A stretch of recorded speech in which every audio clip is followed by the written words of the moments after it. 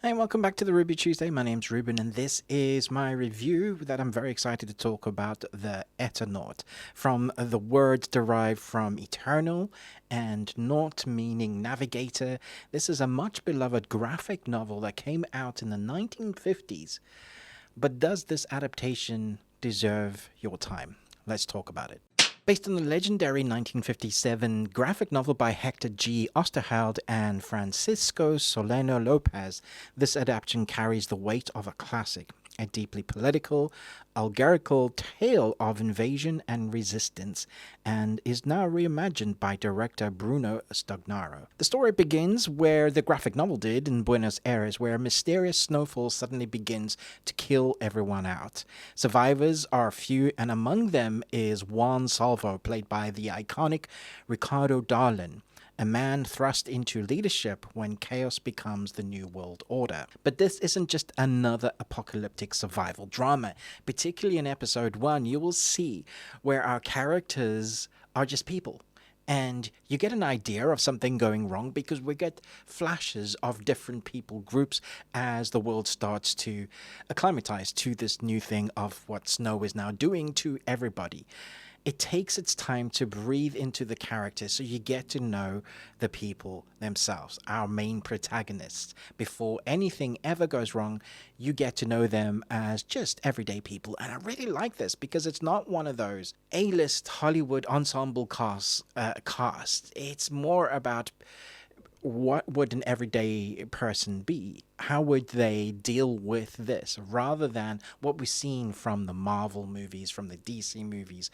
We understand people with powers, what they can do with it, even the Batman, all of those kind of characters we've seen done to death. Here we have a very human story, a very political story that is both preachy and in your face, but is very necessary for the story because it's so grounded in the most realistic performances I've seen in a long time. I think you're going to find this enthralling. There's one caveat, though. If you are a deep personal lover of the graphic novel, it's going to be different. One of the first things they decided to do when adapting this was adapt it to modern day. So it's not set in the 1950s. However, that's not to say they haven't poured their love over every frame of the series. There are 25 sets, I believe, physical sets, and then there are 35 other sets that are created with the VFX effects that look fairly well done. They've looked like they've spent a lot of time on them. So we have an amalgamation of both real and physical, grounded and sci-fi that works well for someone that has painstakingly gone over every page of the graphic novel and adapted what works well for a series. Now, this is only 6 episodes. I've seen the 3. That's what they're giving to press. And so far, I'm thoroughly impressed with what they've done here. Because it's so human, you can't help but be invested in the characters. Because they've taken the time to give us a story that matters, that you care about the little bits of nuances that you get from these characters. And from graphic novel to page to person, it seems like everything has been done with great care. Now, I would urge you, if you can get hold of, and you need it in English, hunt it down, the graphic novel, because you'll find the differences from the original. But if you can't, which I don't blame you, because it's very hard to find in English, you might be able to just look at the artwork. In German, I know you can find a few copies. Spanish, obviously. This is a ride that I think people from all walks of life will find stuff to relate in here, but also find something that will remind of perhaps this might feel a little fresh, be pushing us towards the greats that Netflix used to do, like Dark. Gaston Gerard is the cinematography here, and with the VFX team, they release intimate domestic moments with vast, digitally enhanced urban wastelands. So this gives us a really kind of closeness to those shots that where you really want to see the people's emotions.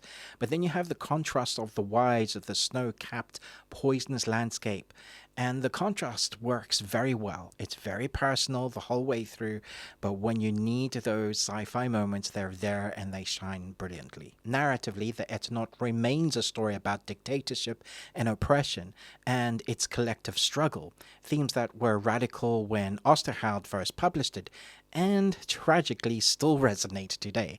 Bruno Stagnaro's writing leans into that subtext without losing the tension of a good sci-fi thriller. There's a lot to unpack here, and I can't wait for people to start comparing, because I think they're going to find that how they've adapted is taking the heart and the good parts of that graphic novel and put it for TV. It's a tricky balance to do for any creative, but it kind of lends itself naturally with our technology going in one foul swoop with the battles that we are facing today throughout the world.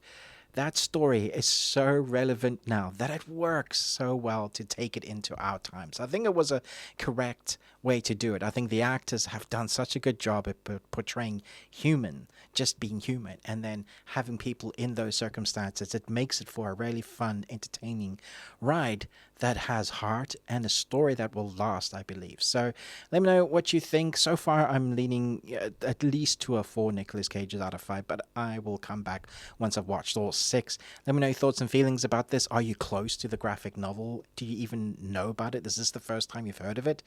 This is why I like Netflix, because they take chances sometimes on world cinema, bringing many different cultures into our homes, giving us a chance to see that our world is more than just the people around us, but it's so much more interesting.